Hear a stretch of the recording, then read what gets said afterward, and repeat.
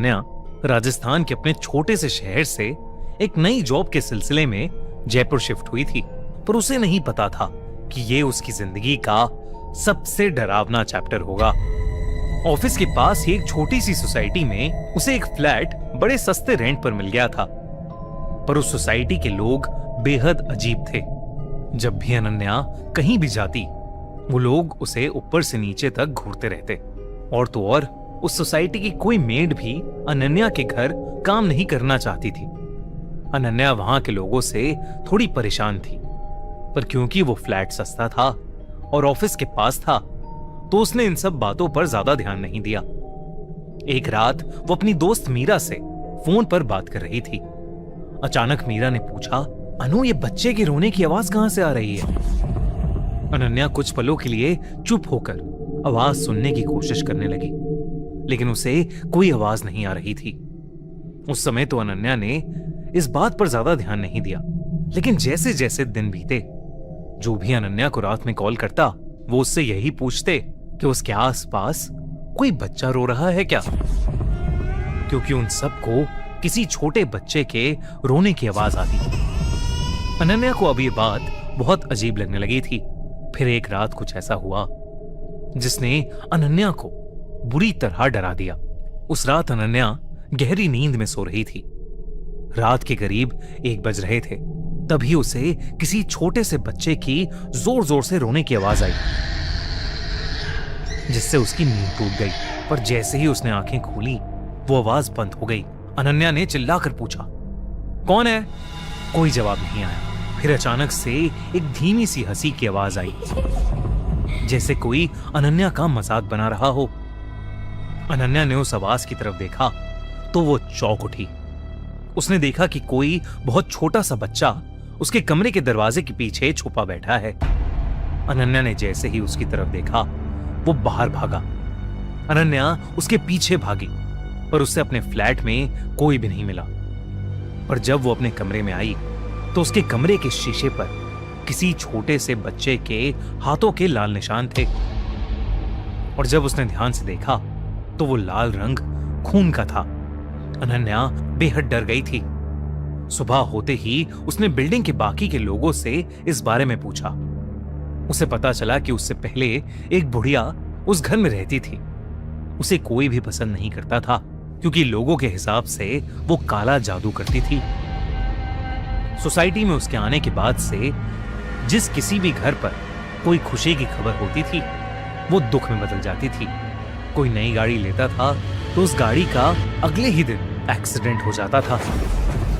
किसी को जॉब में प्रमोशन मिलता तो उसकी तबीयत इतनी खराब हो जाती कि उसे जॉब ही छोड़नी पड़ती थी। और तो और वो बुढ़िया बिना बताए लोगों के घर से उनके छोटे छोटे बच्चे ले जाती थी और उनके साथ अजीबोगरीब बातें करती थी।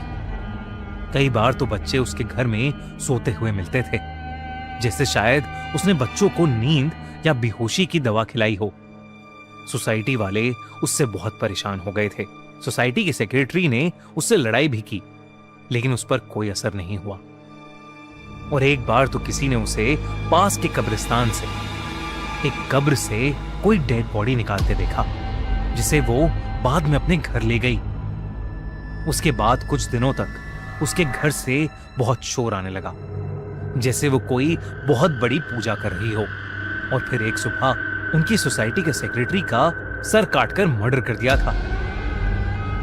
उसकी पूरी बॉडी पर किसी छोटे बच्चे के नोचने के निशान थे।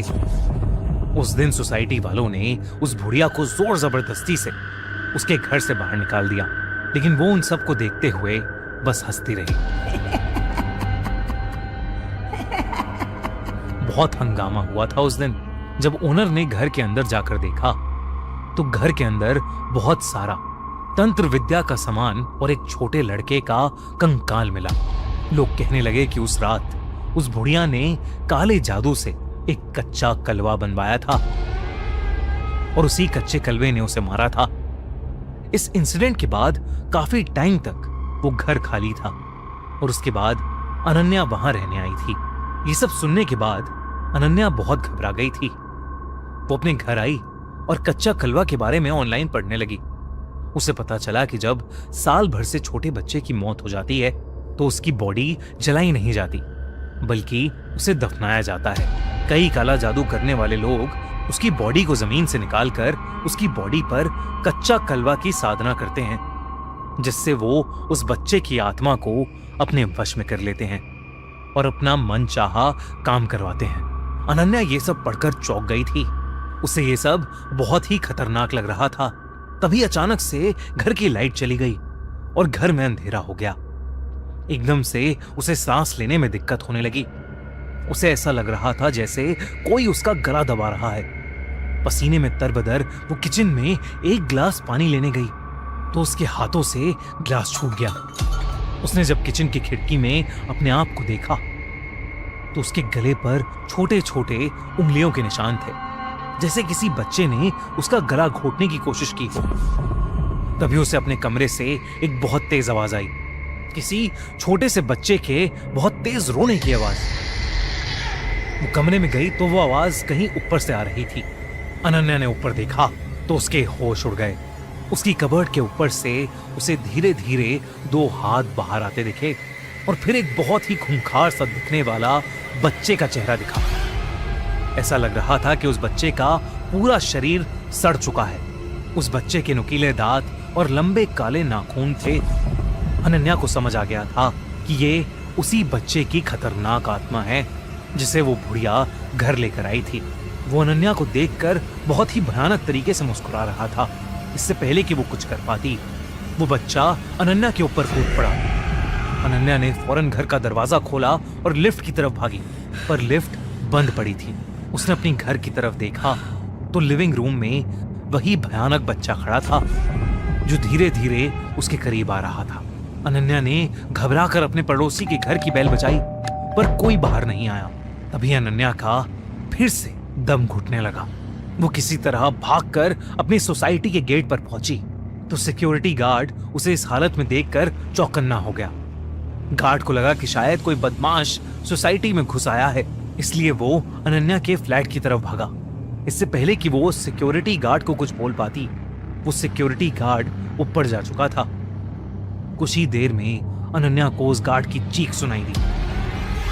वो पीछे पलटी तो उसने देखा कि ऊपर से कुछ नीचे गिरा है।